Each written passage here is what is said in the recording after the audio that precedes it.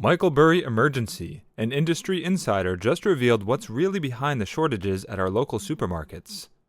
Grocery stores across the U.S. are now suffering with depleted inventories and empty shelves as they experience the worst supply chain crisis in decades. But the mainstream media coverage of this issue isn't telling us the whole truth.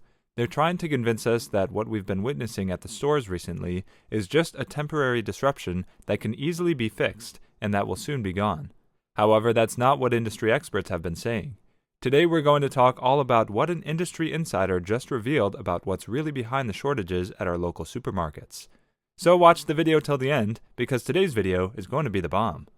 Welcome to Michael Burry Secrets, your daily dose of Michael Burry. If you're interested in everything around Burry, this is the place for you. Subscribe if you want to stay updated with all the Michael Burry secrets, predictions, and stay one step ahead in the financial world. Watch the video till the end and make sure to hit the like button if you want to be a millionaire within the next 3 years. Don't forget to enable all notifications to join our weekly cash giveaway pinned in the comments. Now let's get to our topic. In recent weeks, many of them came forward to warn that shortages and supply chain bottlenecks are likely to intensify as the holiday shopping season approaches. With that in mind, today we decided to expose what's really behind the shortages at our local supermarkets. In a recent article, writer and economic analyst Michael Snyder published an email he received from an industry insider who told his side of the story. The source, who runs a grocery store in Maine, highlights that things are going from bad to worse. In fact, he even stressed that he has never seen anything close to what's happening now. Some of the information he shared is truly alarming, and we should all spare a moment to hear it. Supply issues are real, he says. My supplier has limited us on orders for about a month now, limiting the physical number of cases we can order. His supplier's biggest issue is the unprecedented worker shortage in their warehouse. They're extremely short in order pickers and truck drivers. But it's the same story everywhere. All suppliers are experiencing similar difficulties to find new employees. As a consequence, many everyday items, such as energy drinks, soft drinks, bottled water, juices, fresh produce, and cleaning products are in short supply, he revealed. The quality of the fruits and vegetables arriving in his store is declining. In contrast, his meat supply was still fair at the time he wrote the email, but pricing was extremely high. Shockingly high to me. The middle class is slowly being destroyed with these price hikes, the insider wrote. It's frustrating. I've been self-employed for 25 years and worked for Kroger for 25 years before that. So I've been in this business for 50 to 51 years and have never seen anything close to what's happening now. I come to work every day just holding my breath for what's next for our business and the 35 people I employ here in Maine, the source concludes. Even though this grocery store owner has tried to order smaller quantities, his suppliers are still unable to fulfill them. The situation he's going through is the same one faced by millions of small business owners all around the country. But even big grocery chains are struggling with delivery delays, dwindling inventories, and a shortage of workers.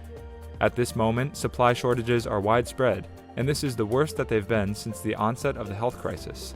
Sadly, what industry specialists have been telling us is that this is going to become the new normal. At the same time, the extraordinary rise in food prices is becoming a threat for low-income households, who are having to spend a larger share of their monthly budgets just to have enough to eat on their tables. Meat prices are skyrocketing, and they've been rising faster than most other grocery prices. Meat, poultry, fish, and eggs are currently up 5.9% compared to last year, and over 15% higher than 2019 prices. We're now being told to brace ourselves for more price spikes in the coming months. Cisco, one of the nation's biggest food distributors, reported food inflation levels of 10.2% on its most recent quarterly report. All of those increases are being passed along to customers in turn. On the other hand, as shortages become more extensive, retailers have started to re-implement limits. Last Thursday, Costco said it was reinstating limits on purchases of toilet paper, paper towels, and bottled water. Although they don't call it rationing, that's essentially what it is. Joining a long list of retailers, Costco is sounding the alarm about climbing shipping prices and worsening supply chain issues. All things considered, it's safe to say that neither inflation nor shortages are going to be temporary. At the beginning of the year, many were expecting the economy to be booming at this point, but instead what we have is huge price hikes and very painful shortages that are likely to persist for another year or two. Our economic infrastructure is being shaken to the core as events have begun to slide out of control. Beware the next events, because it won't take too much for us to be facing a full-blown avalanche.